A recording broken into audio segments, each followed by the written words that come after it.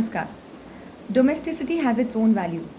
घरेलू कामकाज इसकी अपनी ही एक खूबसूरती है और अपनी ही एक वैल्यू है जिसको हमें नहीं भूलना चाहिए। मुझे आश्चर्य होता है कई बार जब मैं कुछ औरतों से मिलती हूँ जो कहती हैं कि घरेलू कामों में अब क्या रखा है, आज हमारे पास सब सर्वेंट्स हैं जो हमारे पास ये सारे काम कर देते हैं।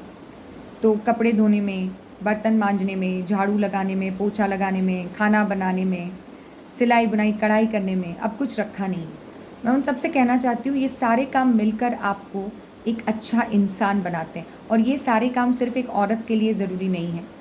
ये एक मैं नहीं कह रही हूँ, ये पूरी दुनिया कह रही है कि हर एक इंसान को ये सारे काम सीखने चाहिए। एज अ थिएटर आर्टिस्ट मैं सबसे पहले अपने स्टूडेंट्स को पूछती हूँ कि अगर आपने कभी ज़िंदगी में मैनुअल लेबर नहीं किया, कपड़े नहीं धोए, बर्तन नहीं मांजे, खुद का काम खुद से नहीं किया, तो पहले वो सीखिए, क्योंकि तब आपको छोटी छोटी चीज़ों की इम्पोर्टेंस पता चलेगी। जब आप अपने हाथों से खाना बनाएंगे, अपने हाथों से बर्तन मांजेंगे, तब आपको उन कष्टों का एहसास होगा जो एक ऑर्डिनरी पर्सन स्ट्रगल करके आगे आने के लिए करता है।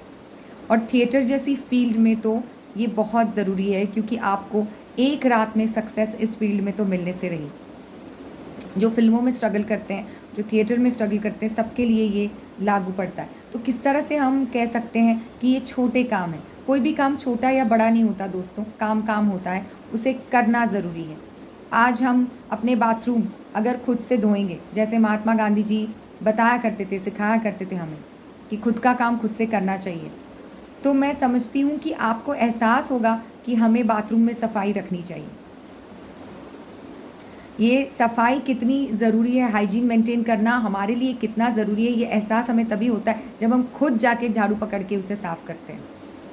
जब तक हम खुद साफ़ नहीं करते तब तक सार्वजनिक जो वॉशरूम्स होते हैं वो कैसे होते हैं कई जगहों पर, ये हमें बहुत अच्छी तरह से पता है और हमें कितनी तकलीफ़ होती है उसे यूज़ करने में, लेकिन बिगाड़ते हम ही हैं। तो जहाँ शुद्धता है वहाँ ईश्वर है, ऐसे ही नहीं कहा गया। जहाँ काम है वहाँ ईश्वर है।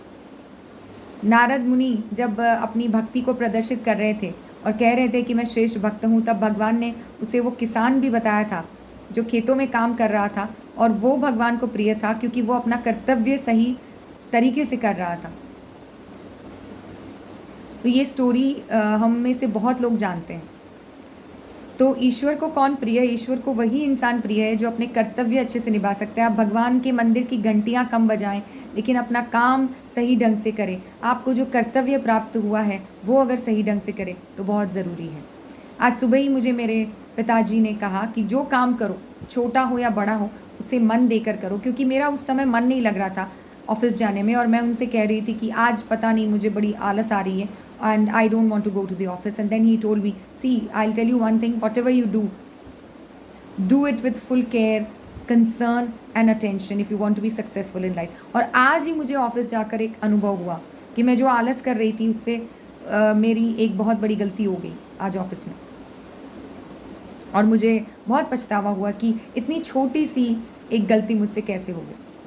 वो इसलिए हुई कि यूनिवर्स को ये दिखाना था कि मेरे पिताजी सही बोल रहे हैं, कि मुझे अपने कामों में और बारीकी से ध्यान देने की आवश्यकता है। ये जो छोटे छोटे काम हैं, एक फ़ाइल लेकर कहाँ रख दी, उसे याद रखने का काम, ये कोई काम नहीं है, ये हमारी परीक्षा है कि हम अपने कामों के प्रति कितने सतर्क हैं। तो जो लोग ये कहते हैं ना कि ये छोटे काम हैं और ये बड़े काम हैं और हम बड़े कामों के लिए बने हैं, हम रोटी मेकर से रोटी बनाएंगे, हम बेलने के लिए नहीं बने हैं, और कुछ तो हम रोटी मेकर से भी नहीं बनाएंगे, हम रोटी बनाने के लिए ही नहीं बने हैं।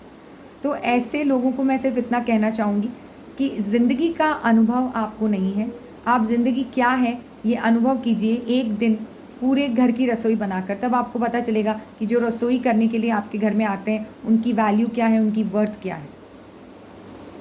छोटे छोटे कामों को इज्जत देना सीखिए।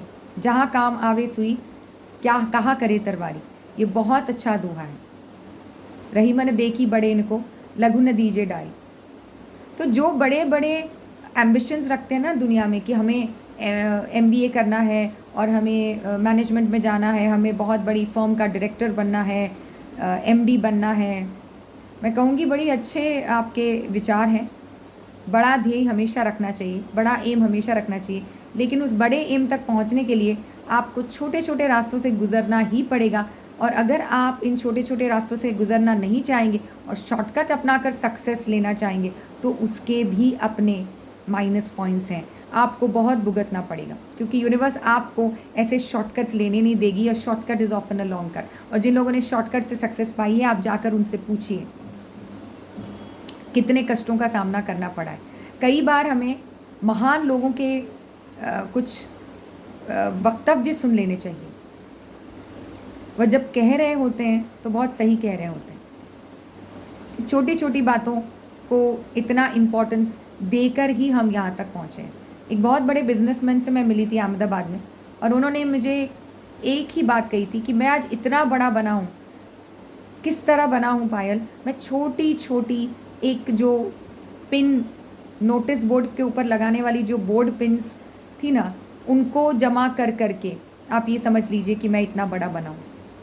मुझे सुधा मूर्ति जी बहुत पसंद है क्योंकि वो हमेशा ऑर्डिनरी लोगों की बात करती है। वो खुद ऑर्डिनरी है और एक साधारण भारतीय महिला के तौर पर उन्होंने अपना जो फ़र्ज़ है वो बखूबी निभाया है और दर्शाया भी है अपनी राइटिंग्स में कि एक साधारण घरेलू भारतीय महिला क्या होती है और वो क्या कर सकती है। तो डोमेस्टिसिटी को छोटा ना समझें।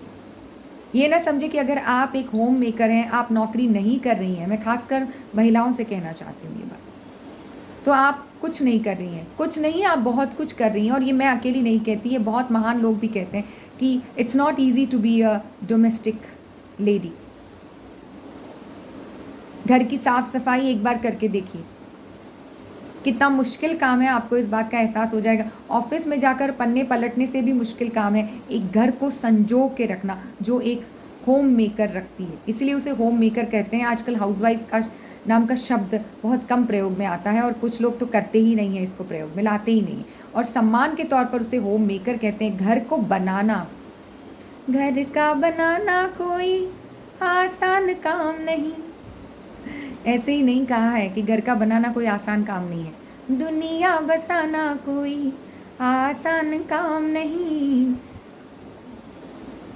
आप एक बहुत बड़ी कंपनी के डायरेक्टर फिर भी हो सकते हैं, लेकिन आप अपनी निजी जीवन में सक्सेसफुल नहीं हो सकते अगर आप उसकी कद्र ना करें, उसको ना पहचानें कि घर बांधना क्यों आवश्यक है। Why is it important to build that nest? क्योंकि रात को अल्टीमेटली आकर आप वो शांति ही ढूंढेंगे अपने घर में, एक पत्नी ढूंढेंगे, एक घर ढूंढेंगे। और आपको अगर वो शांति का अनुभव नहीं हुआ तो आपका जीवन आपको अधूरा लगेगा। एक माँ ढूंढेंगे, एक पिताजी ढूंढेंगे। ऑफिस में कितने ही बड़े सक्सेसफुल क्यों नहीं हुए, लेकिन अल्टीमेटली फाइनली जब आप थक कर घर आएंगे, लुक्का छुपी बहुत हुई, सामने आ जाओ ना, थक गई है तेरी माँ, आजा सांझ हुई, मुझे तेरी फिक्र, धुंधला गई, देख मेरी नज़र आ जाना। एक माँ ही अपने बच्चे को इस तरह से बुला सकती है कि आओ मेरे आंचल में छुप जाओ और मैं दुनिया भर की चिंताओं से तुम्हें फ्री कर दूंगी। दुनिया हमें क्या देती है दोस्तों? दुनिया हमें दे रही है चिंता, फिक्र। Always engaged in the rat race of I am somebody, मुझे आगे आना है। आप देखिए, जैसे ही हम घर के बाहर कदम रखते हैं, उस दहलीज को पार करते हैं, हमारी ये जद्दोजहद कि मेरा काम बेहतर है, मैं अच्छा कर रहा हूँ, ये शुरू हो जाती। लेकिन घर पे आकर जब आप अपनी चार दीवारी में बैठते हैं तो आप कितनी शांति का अनुभव होता है। वहाँ आप अपने बॉस हैं, आपको कहने वाला कोई नहीं। एटलीस्ट आपको कोई ये नहीं कहता कि कुछ भी करके आगे आओ, प्रूव योर सेल्फ। हमेशा एक कंपटीशन में लगे पड़े रहो, एक रैट रेस में लगे पड़े रहो।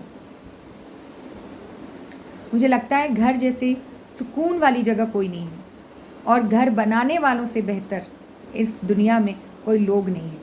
तो घर की वैल्यू कीजिए, डोमेस्टिसिटी की वैल्यू कीजिए, और हाँ, डोमेस्टिक थिएटर को देखते रहिए। आप सबके लिए इन पब्लिक इंटरेस्ट मैंने आज जो ये स्पीच दी है as a life skills trainer, आशा करती हूँ कि आप थोड़ी बहुत समझेंगे और उस पर थोड़ा बहुत भी अगर आपने अमल किया तो मुझे बहुत खुशी होगी। धन्यवाद।